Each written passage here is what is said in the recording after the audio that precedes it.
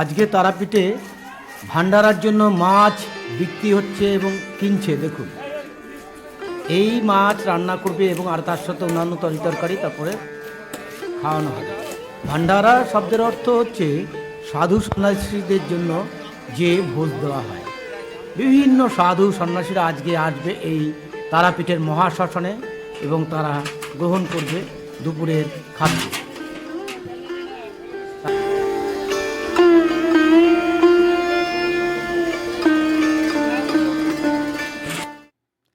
সাধক বামাখ্যাপার সাধনাস্থলে চলছে পুজো। এখানে ভোগ নিবেদন করে তারপর সেই প্রসাদ সমস্ত সাধু সন্ন্যাসীদের সকলকে দেওয়া হবে। এটাই ভান্ডারা। আমাদের ভান্ডারার মূল উদ্যোক্তা গয়ারাম বর্মন সকলে প্রসাদ নিবেদন করার জন্য দাঁড়িয়ে আছে পরপরভাবে। চারিদিকে পুজো চলছে। সেই স্থানে এই পূজার সমাপ্তি পরে শুরু হবে ভান্ডারার সাধু সন্ন্যাসীদের খাওয়া দাওয়া। খুব নিষ্ঠাভাবে, খুব ভক্তিভূত এটা করে সকলে। দেখুন,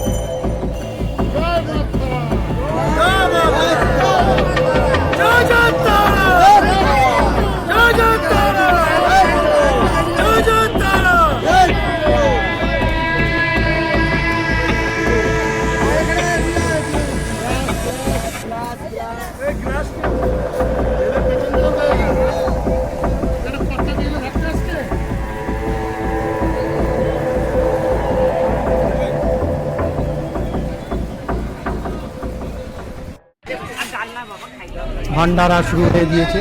সমস্ত সাধু সন্ন্যাসীরা এসছে, তাদেরকে আবার পরিবেশন করা হচ্ছে।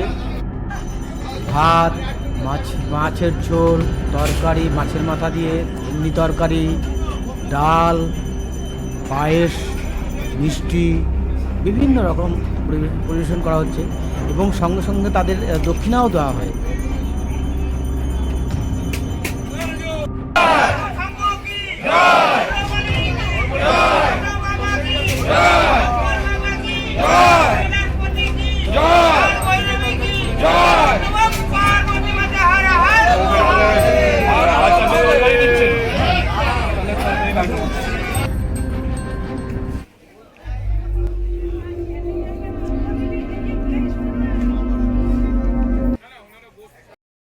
এই মুহূর্তে দেখছেন প্রভু বাঁকারায়ের শ্রীমন্দির।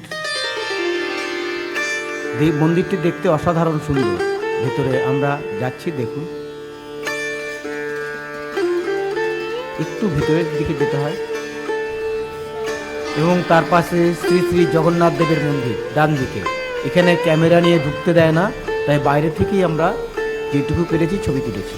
দেখুন, দেখতে পাচ্ছেন এক গৌড়িয়া মঠ, ভারী সুন্দর। দেখুন,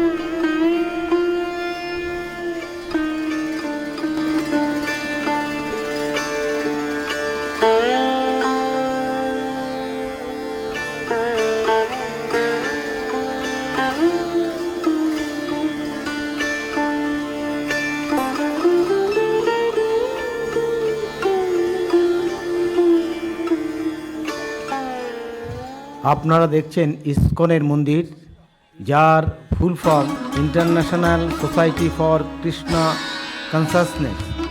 এর হেডকোয়ার্টার মায়াপুর। দেখুন, খুব সুন্দর।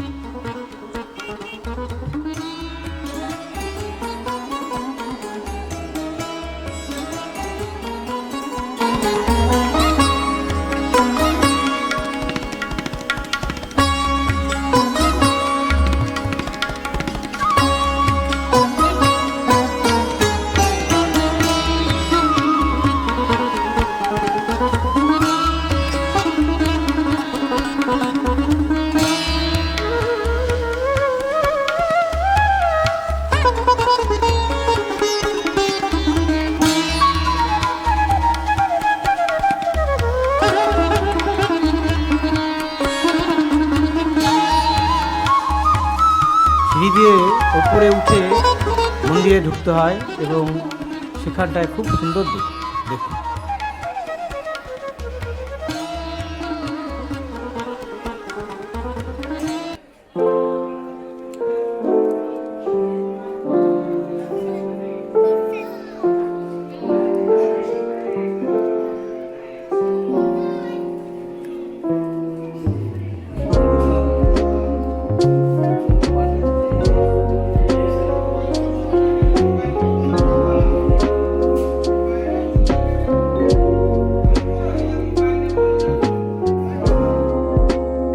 এই সেই নিধুবন যেখানে পঞ্চপাণ্ডব তার 14 বছর অজ্ঞাতবাসের সময় এখানে ছিল কিছুদিন। এই সেই মন্দির। আমরা চলেছি বামাখ্যাপার জন্মস্থান আটলার দিকে, তার আতুর ঘর দেখার জন্য। 22শে ফেব্রুয়ারি 1837 সালে বামাখ্যাপা জন্মগ্রহণ করেন। তার আসল নাম বামাচরণ চট্টোপাধ্যায়, গ্রাম আটলা। তিনি পরমহংস রামকৃষ্ণদেবের সমসাময়িক এবং বামাখ্যাপার গুরুদেবের নাম ছিল স্বামী কৈলাসপতি এবং বেদজ্ঞ মোক্ষদানন্দ। আপনারা দেখছেন সাধক বামাখ্যাপার জন্মস্থান। এই বাড়িতেই বামাখ্যাপা জন্মগ্রহণ করেছিলেন। এই ঘরটিকেই বামাখ্যাপার আতুর ঘর বলা হয়। আমরা এই মুহূর্তে বসে আছি এমন একজন মহান ব্যক্তির সামনে। তিনি হচ্ছেন সাধক বামাখ্যাপার বংশধরের একজন। শুনুন তার কাছে কিছু কথা। সাধক বামাখ্যাপা এই ভিটেতে বাংলার 1244 সাল 12 ফাল্গুন বৃহস্পতিবার শিবরাত্রি আনুমানিক 3:15 বামদেব প্রহর তিথিতে প্রসব হয়েছে। শিবরাত্রি 4 প্রহর ঈশান অঘোর বামদেব সদ্যজাত দধি দুগ্ধ ঘৃত মধু এই 4 প্রকার জিনিস দিয়ে শিবের মাথায় জল ঢালতে হয়। তৃতীয় প্রহর বামদেব প্রহরে বামাখ্যাপা এই ভিটেতে প্রসব হয়েছে। বামাখ্যাপা ওরফে বামদেব ওরফে বামাচরণ ওরফে তারাপীঠ ভৈরব একজনকেই বলা হয়। এই ভিটেতে আমরা যারা বাস করছি, বামাখ্যাপার ভাই রামচরণের নাতির ছেলেরা এই মুহূর্তে, নাতিরা 7-8 বছর আগে নাত বৌরা সব চলে গেছেন, আর নাতি নাত বৌরা কেউ জীবিত নেই। নাতির ছেলেরা বর্তমান। ভিটেটা অনেকটা বড়। বীরভূম জেলার রামপুরহাট সাব ডিভিশনের রামপুরহাট 1 নম্বর ব্লকের আটলা মৌজার আটলা গ্রামের 569 দাগ। এই 569 দাগটা 51 শতক এরিয়া। এই 51 শতকের মধ্যে 1 শতক জায়গা হিন্দু জনসাধারণের উদ্দেশ্যে আমার ঠাকুমা অর্পণনামা করে গেছেন সামনের শিবের মন্দিরটা। বাদ বাকি 25 কাঠা জায়গা আমাদের ভিটের মধ্যেই আছে, ভাই ভাগ হয়েছে। এই 25 কাঠা জায়গার মধ্যে পরিবারস্থ এখন 3 পরিবার এখানে বাস করছে। প্রথমে একটা শরিকের অংশ, যেটা খড়ের চালের ঘর, সেটা আতুর ঘর নামে প্রতিপন্ন হয়েছে। সেকেন্ড পরিবারের অংশটা খামার ঘর নামে প্রতিপন্ন, এটা বাসঘর নামে প্রতিপন্ন, বাস্তু বাড়ি, যেখানে বামদেব তার মা বাবা ভাই বোনকে নিয়ে বসবাস করতেন। সেই পরিবার এখানে সেই মাটির পুরনো ঘর। এই ভিটেতে সব থেকে পুরনো বাড়ি হচ্ছে এটাই। এখন নাতির ছেলেরা সবাই মোটামুটি ভাবে এস্টাবলিশড। সবাই চাইছেন তার বড় বাবাকে, তার দাদুকে পুজো পার্বণ করতে। প্রথমটাও যেটা খড়ের চালের ঘর, সেটাও ভিটে, মিডিলটাও ভিটে, এটাও ভিটে। আচ্ছা, সুতরাং একই ভিটের মধ্যে একই পরিবারস্থ পরিবারটা ভাগ হয়েছে, ভিটেটাও সেই অনুপাতে ভাগ হয়েছে, অংশানুপাতে। সবটাই খাঁটি। আচ্ছা, এটা যে এইটা নকল, এইটা খাঁটি, এইটা আসল নয়। এবার আমাদের ভিটেই যদি কোনো লোক এর ওর নামে বদনাম করছে, বা ওটা নকল, এইটা আসল, এইটা অমুক, এইটা তমুক, সর্বৈব তিনি বাজে কথা বলছেন, তিনি অসত্য কথা ভক্তদের শোনাচ্ছেন।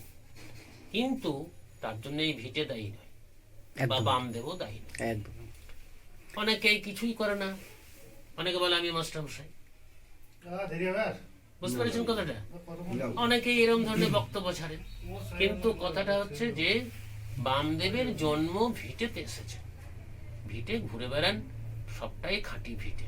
একদম তবে ভিটেই ঢুকতেই যে ওই বটগাছতলার নিচে কালী মন্দির, এই কালী মন্দিরটা আমাদের জন্ম ভিটের অংশ না, এবং আমাদেরও নয়, আমাদের বংশধরদের না। ওই ঢুকতেই ডানাত পাশে দেখলাম যেটা। ডানাতে। যেহেতু আমাদের ভিটের সামনে, সেহেতু ও আপনার কিছু ফায়দা লুটছে। যাই হোক, বামদেব যে বসেননি কোনোদিন, সেখানে যাননি, সেটা আমি বলতে চাইছি, কিন্তু আমাদের ভিটের অংশ না, বা আমাদের বংশেরও কালী না। আচ্ছা, আপনার নামটা যদি একটু বলেন, আমি পরিচয় দেন। বামদেবের নাতি ঈশ্বর উমানাথ রায় বন্দ্যোপাধ্যায়, তার ছোট ছেলে শ্রী শুভেন্দু বিকাশ রায় বন্দ্যোপাধ্যায়।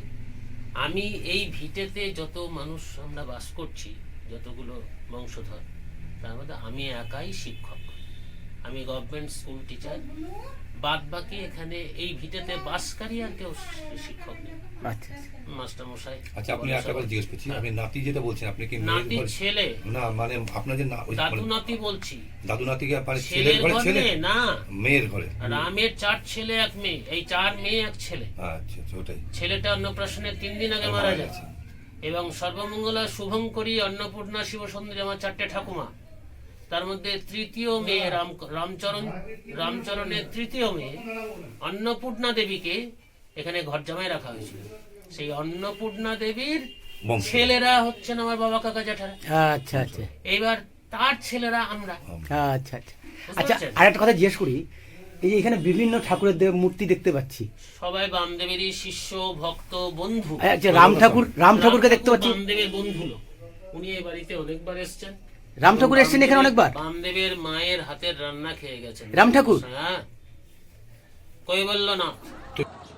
এটা দেখছেন নিত্যানন্দ প্রভুর বাড়ি, অর্থাৎ নিতাইয়ের বাড়ি।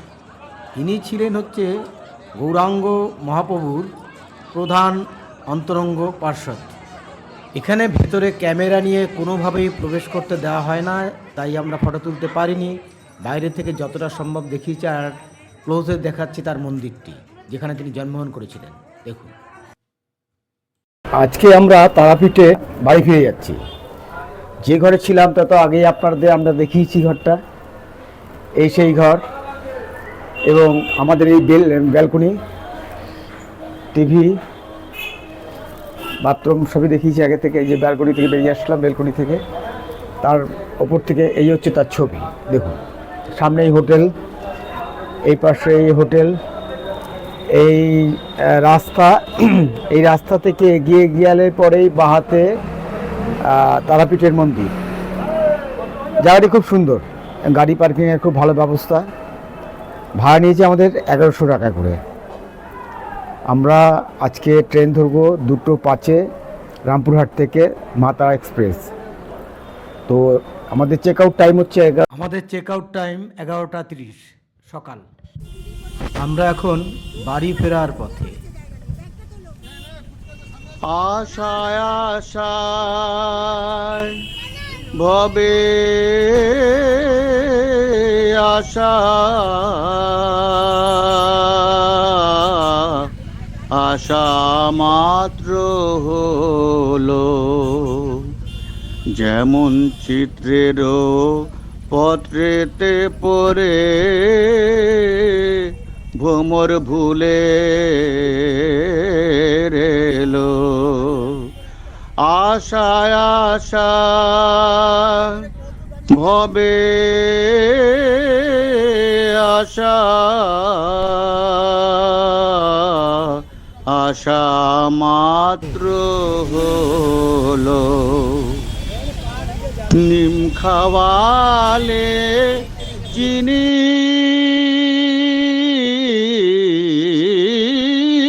বলে মাথায় করে চলো,